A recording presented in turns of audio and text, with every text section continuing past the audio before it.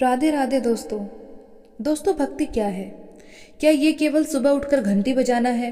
क्या ये केवल अगरबत्ती का धुआं है जो कुछ पलों के लिए वातावरण को सुगंधित करता है और फिर विलीन हो जाता है? नहीं, मेरे लिए और शायद हर उस व्यक्ति के लिए जिसने कभी अपने आराध्य को अपना माना है, भक्ति एक श्वास है। ये एक ऐसा अदृश्य धागा है जो हमारी आत्मा को उस परम सत्ता के साथ बांधता है, ना कि डर के कारण बल्कि एक शुद्ध प्रेम के कारण। दोस्तों, आज की ये जो कहानी है, इसे सुनकर हो सकता है आपको बहुत गुस्सा आए और आपको दुख भी हो। तो चलिए कहानी शुरू करते हैं।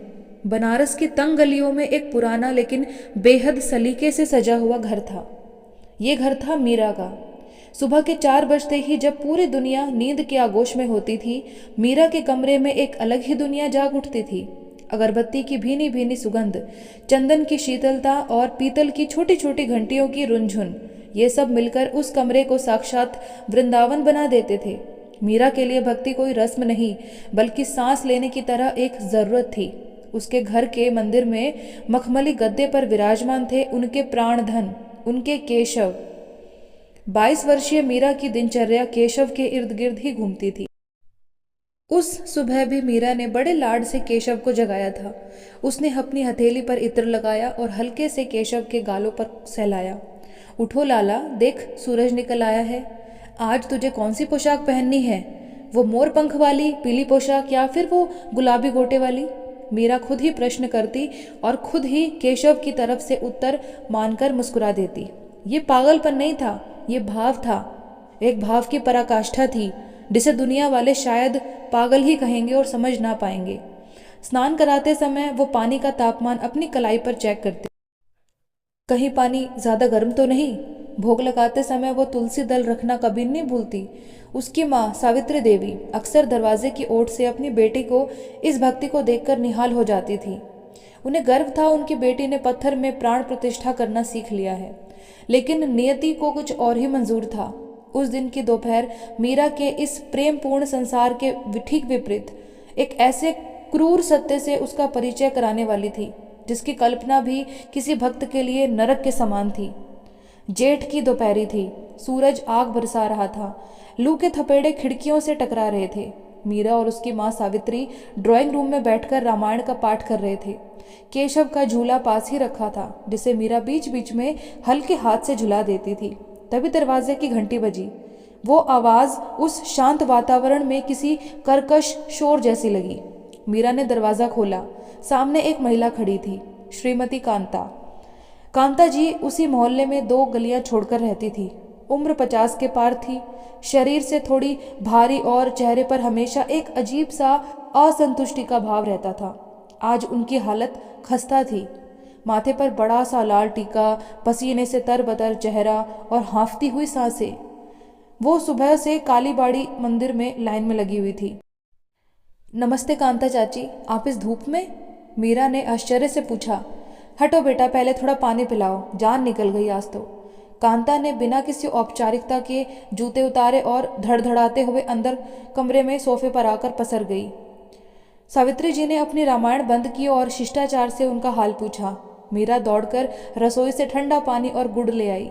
कांता जी ने एक ही सांस में आधा लोटा पानी पी लिया, फिर अपनी साड़ी के पल्लू से हवा करते हुए बोली, उफ, ये धर्म कर्म भी ना जान ले लेता है इंसान की। सुबह 4 बजे से लाइन में लगी थी। आज निर्जला व्रत है मेरा। मन्नत मांगी थी कि बेटे का प्रमोशन अगर हो गया तो मैं काली माता को चुनरी चढ़ाऊंगी। पैर सूज गए खड़े खड़े। मीरा ने मन ही मन सोचा, ये कैसी विडंबना है यार। मन्नत अपनी, स्वार्थ अपना और एहसान भगवान पर कि धर्म जान ले लेता है।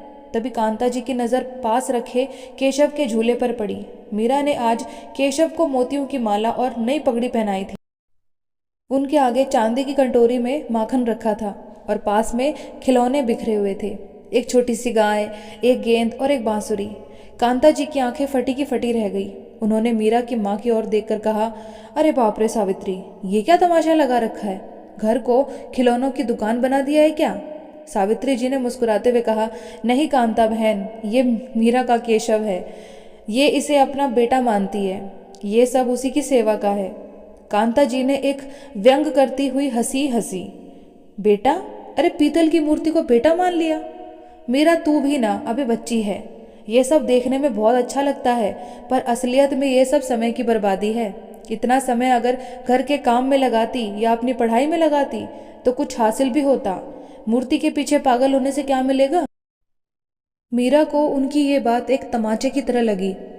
उसके केशव, उसके प्राणनाथ को किसी ने समय की बर्बादी कह दिया था, लेकिन फिर भी उसने संयम रखते हुए कहा, चाची, जिसे हम प्रेम करते हैं उसके लिए समय नहीं गिना जाता। आप भी तो काली माता के लिए सुबह से भूखी हैं, तो वो क्या है? क्या वो भाव नहीं है? कांता जी का चेहरा तमतमा गया। अरे वो तो देवी है, शक्ति है, मन्नत पूरी करती है। ये लड्डू गोपाल क्या है? बस पालने में झुलाते रहो। मैंने भी बहुत किया है ये सब, बहुत भुगता है। मीरा और सावित्री दोनों चौंक गई। भुगता है मतलब? सावित्री जी ने पूछा। इसका क्या मतलब हुआ बहन? कांता जी ने एक गहरी सांस ली, जैसे कोई बहुत पुराना बोझ याद आ गया हो। हाँ, भुगता ही तो है। मेरे पास भी था एक ऐसा ही, बिल्कुल ऐसा ही। 18 साल, पूरे 18 साल तक मैंने गले का फंदा बना कर रखा था उसे। कांता जी ने जो कहानी शुरू की वो किसी भी संवेदनशील इंसान की रूह कपाने के लिए काफ़ी थी। मीरा एक कोने में बैठ गई। उसका दिल जोर जोर से धड़क रहा था। उसे अनहोनी का आभास हो रहा था। कांता जी ने बताना शुरू किया, जब मेरी शादी हुई तो मेरी सास ने गृह प्रवेश के समय मेरे हाथों में एक लड्डू गोपाल थमा दिया। बोली, बहू, ये हमारे खानदानी ठाकुर जी हैं, अब से इनकी सेवा तुम्ही को करनी है। मैं नई नई आई थी, मुंह नहीं खोल पाई, ले लिया उस आफत को। आफत, ये शब्द सुनकर मीरा की जैसे आत्मा कांप गई। कांता आगे बोली, शुरू में तो मैं डरती थी कि कहीं कुछ गलत न हो जाए, तो रोज नहलाती धुलाती रहती थी। लेकिन तुम ही बताओ सावित्री, घर में 10 काम होते हैं। पति का टिफिन बनाओ, सास ससुर की दवाई देखो, फिर मेरे बच्चे हो गए। अब मैं जिंदा बच्चों के डायपर बदलूं या फिर इस पीतल के पुतले के कपड़े बदलूं? मीरा ने दबी जुबान में पूछा। तो फिर आपने क्या किया चाची? कांता ने बड़ी बेबाकी से कहा, मैंने सेवा बंद कर दी, धीरे धीरे। पहले रोज नहलाना बंद किया, फिर हफ्ते में एक बार किया, और फिर तो महीने बीत जाते थे। वो वहीं सिंहासन पर बैठा रहता था। धूल जमती रहती थी। मैं बस सुबह नहाकर आती, एक अगरबत्ती घुमाती और भाग जाती। मीरा की आंखों के सामने एक दृश्य घूमने लगा। एक नन्हा सा बालक जो अपनी माँ की राह देख रहा है, पर माँ के पास उसके लिए 2 पल भी नहीं है। सावित्री जी ने धीरे से पूछा, और भोग? कांता ने हाथ झटकते हुए कहा, अरे काहे का भोग? कौन रोज रोज दूध गर्म करे, मिश्री लाए। मैंने एक स्टील की छोटी सी गिलासी में पानी भर दिया और एक डिब्बी में चीनी रख दी, बस वही रख दिया उनके सामने। कभी कभी तो पानी सूख कर उड़ जाता था, चीनी में लाल चींटियां लग जाती थी। हफ्ते तक मैं उसे बदलना भी भूल जाती थी, पड़ा रहता था वो वैसे ही। मीरा की आंखों में आंसू आ गए। वो कल्पना कर सकती थी उसके कोमल श्याम सुंदर चींटियों में घिसे हुए प्यासे बासी चीनी के सामने बैठे हुए हैं। जिस भगवान को 56 भोग लगते हैं, उसे इस औरत ने चीनी और पानी के लिए भी तरसा दिया था। मीरा से रहा नहीं गया। उसने पूछा, आपको दया नहीं आई चाची? 18 साल वो आपके घर में रहे, उन्होंने आपको छत दी, खाना दिया, और आपने? कांता भड़क गई। अरे उसने मुझे क्या दिया, उल्टा मेरा काम बढ़ाया। जब भी कोई पंडित या रिश्तेदार घर आता तो मेरी नाक कटवा देता। लोग कहते, अरे कांता, तेरा लड्डू गोपाल कितना काला पड़ गया है। अरे इसमें तो चमक ही नहीं रही, इसे नींबू से रगड़ा कर। मुझे इतनी चिढ़ मचती थी कि मन करता था इसे उठाकर कहीं फेंक दूं। एक तो घर में रखो, ऊपर से ताने भी सुनो। सावित्री जी ने भारी मन से पूछा, फिर क्या हुआ? कांता ने बताया, एक बार हमारे कुल पुरोहित घर आए। उन्होंने जब मंदिर की दशा देखी तो वो मुझ पर बरस पड़े। बोले, बहू, ये पाप कर रही है तू। भगवान को ऐसे गंदे तरीके से रखना, उन्हें भूखा रखना, ये नर्क का द्वार खोलना है। अगर सेवा नहीं होती तो विसर्जित कर दे या किसी को दे दे। उनकी बात मुझे लग गई। मुझे लगा कि ये मूर्ति ही मेरे घर में कलह की जड़ है। मीरा ने उम्मीद से पूछा, तो आपने उन्हें किसी को दे दिया? कांता बोली, अरे किसी को देती तो मोहल्ले में बदनामी नहीं होती। कि देखो, कांता ने अपने घर के देवता को निकाल दिया। मैंने एक बीच का रास्ता निकाला। उसने अपनी आवाज़ को धीमा किया, जैसे कोई बात बड़ी होशियारी की वो बता रही हो। हमारे घर की छत पर सीढ़ियों के पास एक स्टोर रूम है। वहाँ पुराना फर्नीचर, टूटे संदूक और रद्दी अखबार रखे रहते। वहाँ कोई नहीं जाता, बस 1 साल में एक बार दिवाली पर सफाई के लिए खुलता है। मैंने सोचा इसे वहीं रख देती हूँ। ना आंखों के सामने रहेगा, ना कोई देखेगा, और ना कोई मुझे टोकेगा। मीरा का जैसे दम घुटने लगा। स्टोर रूम, कबाड़ खाना? उसने कांपते हुए पूछा। आपने उन्हें कबाड़ में रख दिया? कांता ने बड़ी सहजता से कहा, हाँ, एक पुराने लकड़ी के शेल्फ पर रख दिया। अंधेरा रहता था वहाँ, पर मुझे शांति मिल गई। नीचे वाले मंदिर में मैंने एक कैलेंडर टांग दिया। फोटो की पूजा आसान होती है बेटा, अगरबत्ती घुमाओ और अपना काम पे चल पड़ो। ऊपर वाले का झंझट ही खत्म। कल्पना कीजिए उस अकेलेपन की, वो परम सत्ता जो कण कण में व्याप्त है, उसे एक अंधेरे उमस भरे कमरे में मकड़ी के जालों और धूल के गुब्बार के बीच कैद कर दिया था।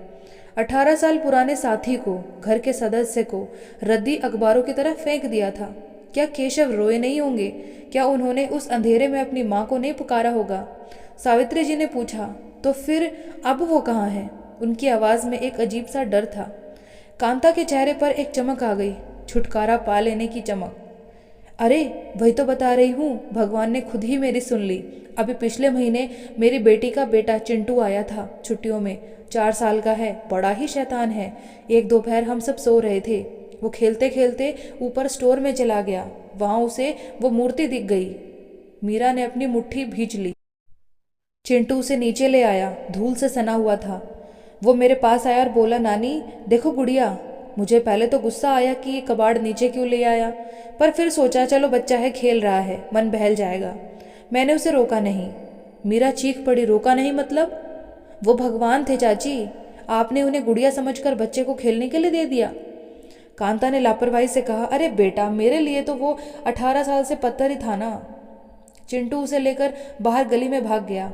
मैंने खिड़की से देखा, वो उसे हवा में उछाल उछाल कर खेल रहा था, कैच कैच खेल रहा था। कभी उसे अपनी प्लास्टिक की गाड़ी में बिठाकर घिस रहा था। मुझे लगा चलो वैसे भी मुझे इसे गंगा जी में बहाना ही था, बच्चा खेल ले फिर देख लूंगी। मीरा की आंखों से आंसुओं की धार बह निकली। वो अपनी जगह से उठ खड़ी हुई। उसे लग रहा था जैसे वो बच्चा लड्डू गोपाल को नहीं, मीरा के कलेजे को सड़क पर घिस रहा हो। सावित्री जी ने कांता को घूरते हुए पूछा, फिर?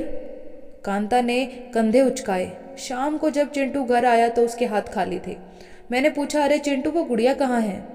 तो वो अपनी तोतली जुबान में बोला, नानी वो तो गिर गया, खो गया कहीं।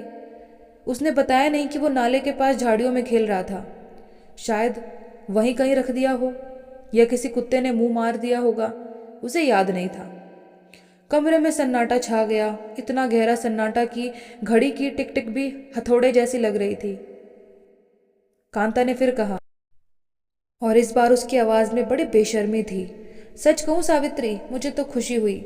मैंने चैन की सांस ली। चलो बला टली, अपने आप ही चला गया। न विसर्जन का खर्चा, न ले जाने की सरदर्दी। मैंने तो उसी शाम काली माँ को प्रसाद चढ़ाया कि चलो 18 साल का बोझ उतर गया। मीरा अब और बर्दाश्त नहीं कर सकती थी। उसका शरीर क्रोध और पीड़ा से कांप रहा था। वो कांता के सामने जाकर खड़ी हो गई।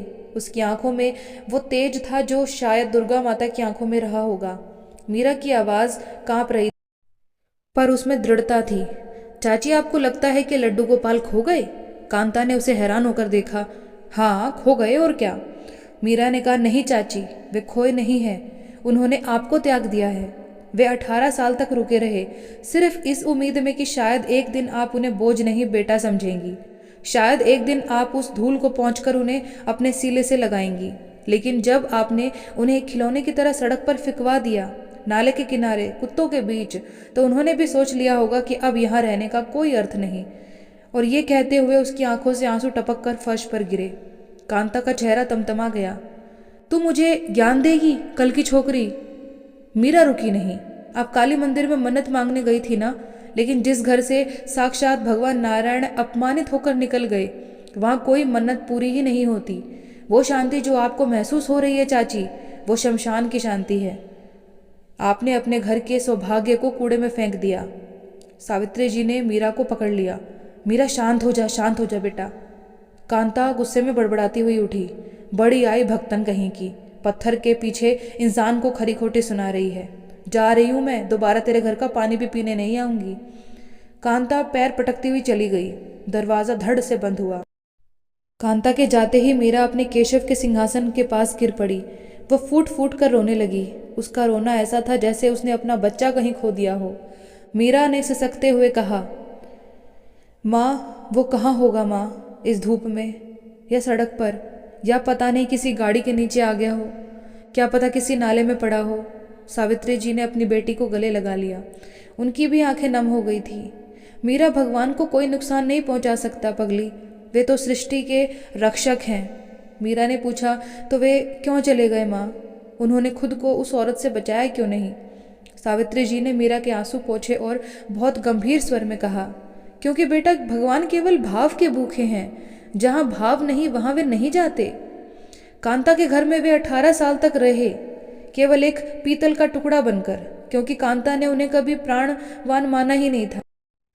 आज जब वे वहाँ से निकले हैं तो ये उनकी मुक्ति है, उस कैद से मुक्ति।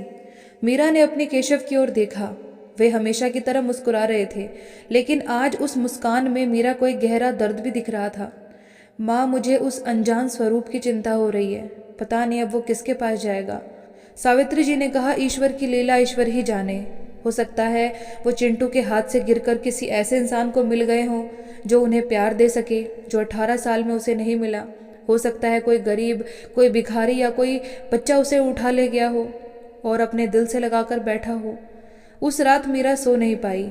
बार बार उसकी आंखों के सामने वही दृश्य आता, सड़क पर लुढ़कते हुए लड्डू गोपाल। वो बार बार उठकर अपने मंदिर जाती और अपने केशव को छूकर देखती कि वे हैं ना, कहीं वे भी तो नहीं चले गए। उस घटना को कई महीने बीत गए। कांता के घर में सब कुछ सामान्य लग रहा था। उनके बेटे का प्रमोशन भी हो गया। कांता सबको बताती फिरती थी कि काली माँ की कृपा है, लेकिन मीरा जानती थी ये तूफान से पहले की शांति है। जिस घर में गोविंद का अनादर होता है वहाँ लक्ष्मी और शांति टिक ही नहीं सकती। कुछ समय के बाद सुना कि कांता के घर में कलह रहने लगा। बेटा बहू अलग हो गए। बीमारी ने घर में डेरा डाल लिया। लोग कहते थे समय का चक्र है, पर मीरा जानती थी कि उस सूने सिंहासन का श्राप है। मीरा आज भी जब पूजा करती है तो भोग लगाने के बाद एक एक्स्ट्रा तुलसी का पत्ता अपने हाथ में लेती है और आंखें बंद करके प्रार्थना करती है, हे मेरे अज्ञात गोविंद, आप जहाँ भी हों, जिस स्वरूप में भी हों, अगर आपको कांता चाची के घर से 18 साल तक प्यास लगी हो तो मेरे हिस्से का आप जल ग्रहण कर लेना। अगर आपको ठंड लग रही हो तो मेरे भावों की गर्मी महसूस कर लेना। और अगर आप किसी नाले या सड़क पर पड़े हो तो कृपा करके किसी भक्त को मिल जाना, बस खोना मत। भगवान कभी खोते नहीं हैं। दोस्तों, ये कहानी हमें सिखाती है कि मूर्ति खरीदना बड़ा आसान है, पर उसे भगवान बनाना बहुत कठिन। अगर आपके घर में लड्डू गोपाल है या फिर भगवान श्री नारायण के किसी और स्वरूप का विग्रह है, तो एक बार जाकर उनकी आंखों में देखिए कि कहीं वे भी तो उस 18 साल के वनवास जैसे समय को तो नहीं काट रहे। कहीं वे भी गुड़िया या फिर शो पीस बनकर तो नहीं रह गए। क्योंकि याद रखिएगा, जिस दिन उनका सब्र टूटता है वे शोर मचाकर नहीं जाते, वे बस खो जाते हैं और फिर पीछे रह जाता है एक वीरान सिंहासन और एक ऐसी खामोशी, एक ऐसा खालीपन जो कभी नहीं भरता। दोस्तों, आप सभी से मेरी हाथ जोड़कर प्रार्थना है कि कभी भी आप भगवान के किसी भी रूप के श्री विग्रह को अपने घर में लाएं तो पूर्ण निष्ठा के साथ लाएं, पूरी सेवा भाव से लाएं। उसकी सेवा करने में बिल्कुल भी कोताही या फिर लापरवाही ना बरतें, क्योंकि भगवान भाव के भूखे हैं। आपके उस समय आए हुए भाव के कारण उनका एक अंश, उनके प्राण उस मूर्ति में आ जाते हैं। और जब आप उसकी अवहेलना करते हैं, उसकी सेवा में लापरवाही करते हैं, तो वे अंदर एक बच्चे की तरह बिलखते हैं, जो कि सही नहीं है। ये कहानी हमें बहुत बड़ी सीख देती है कि जब आप उनके श्री विग्रह को नहीं संभाल सकते, उसकी सेवा नहीं कर सकते, तो उन्हें खरीद कर अपने घर में मत लाइए। दूर से ही हाथ जोड़कर उनकी सेवा कीजिए, उनसे प्रार्थना कीजिए। पास के किसी मंदिर में जाकर उनके चरणों में अपने मस्तक को झुकाइए। धन्यवाद।